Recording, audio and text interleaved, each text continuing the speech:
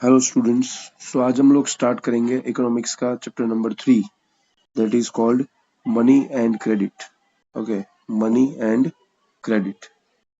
Now in this money and credit chapter हमें दो चीजों के बारे में पढ़ना है। First is money. So money का मीनिंग आप सब लोगों को पता ही है। ओके, कि पैसों का यूज किसके लिए होता है? मनी का यूज होता है to exchange the things. Okay, to exchange the things. कोई भी चीज हम लोग खरीद सकते हैं, कोई भी चीज बेच सकते हैं।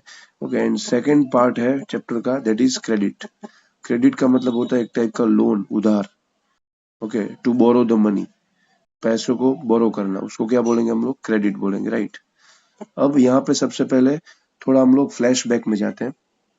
अगर हम लोग थोड़ा फ्लैश बैक में जाए तो आज से काफी साल पहले, काफी समय पहले पूरे वर्ल्ड में मोस्ट ऑफ बार्टर सिस्टम चल रहा था। ओके, बार्टर सिस्टम का मतलब क्या होता है कि एक ऐसी सिस्टम जिसमें things exchanged without use of money, यानी कि चीजें जो है वो एक्सचेंज होती है बट उसमें पैसों का कहीं पे यूज होता नहीं है।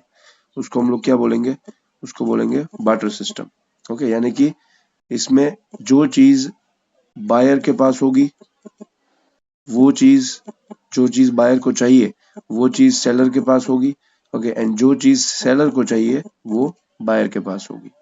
तो इस तरीके से यहाँ पे बार्टर सिस्टम जो है वो फुलफिल होता था।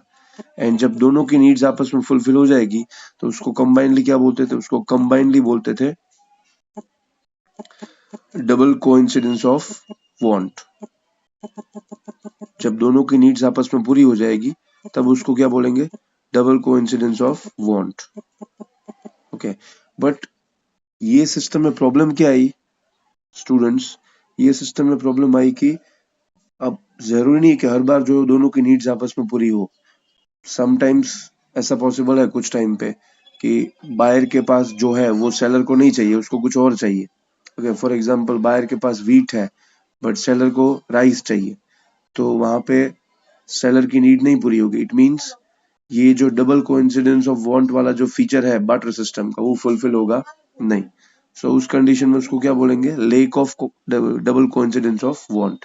तो इस कंडीशन में अब हमें चाहिए मीडियम ऑफ एक्सचेंज, एक ऐसा मीडियम ऑफ एक्सचेंज जो दोनों की नीड्स को पूरी कर सके बिना एक दूसरे के डिपेंड रहे। तो यहाँ पे मीडियम ऑफ एक्सचेंज में क्या आया बाद में? तो मीडियम ऑफ एक्सचेंज में फिर बाद में आना स्टार्ट हो गया करेंसी। ओके, तो अभी हम लोग मॉडर्न करेंसीज की बात नहीं करेंगे बट पहले हम लोग बात करते हैं ओल्ड टाइम्स ऑफ करेंसी, यानी कि पुराने टाइम की जो करेंसी थी उनकी बात करेंगे। Okay, so old time of currencies में क्या आएगा? तो सबसे पहले ओल्ड टाइम ऑफ करेंसीज में यूज होता था एज अ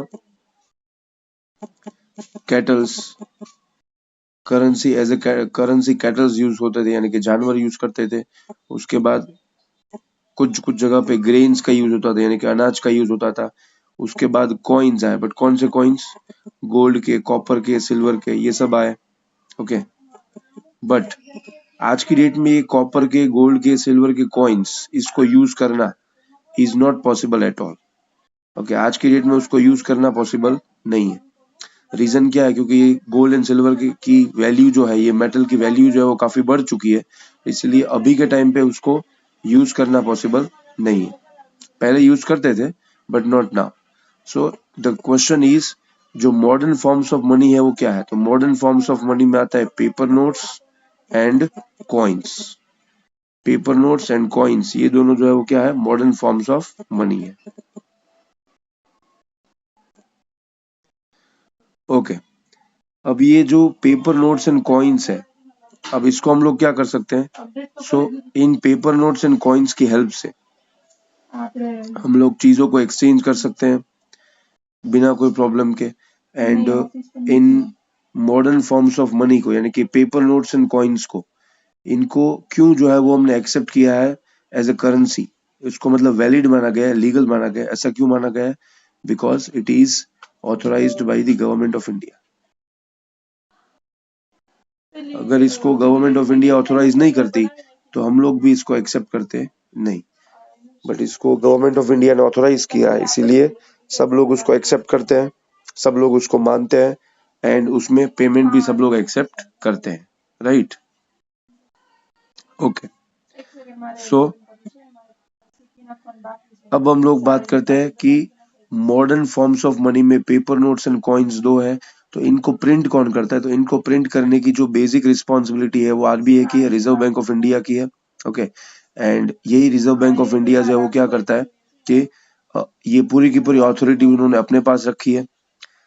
एंड इंडिया में रिजर्व बैंक ऑफ इंडिया के अलावा और किसी के पास भी पेपर नोट्स एंड कॉइन्स को प्रिंट करने की परमिशन नहीं है। Only the RBI can print the paper notes and coins. इसके अलावा जो है वो कोई भी लीगली कोई भी जो है वो कोई कंपनी, कोई एनजीओ या कोई भी प्राइवेट पर्सन कोई भी जो है वो इन नोट्स को प्रिंट कर सकता नहीं है, राइट। सो इस तरीके से धीरे धीरे क्या हुआ कि बार्टर सिस्टम को हटा के करेंसी एज ए करेंसी हमने पेपर नोट्स एंड कॉइन्स को यूज करना स्टार्ट किया, right. So remaining part will take in the next video.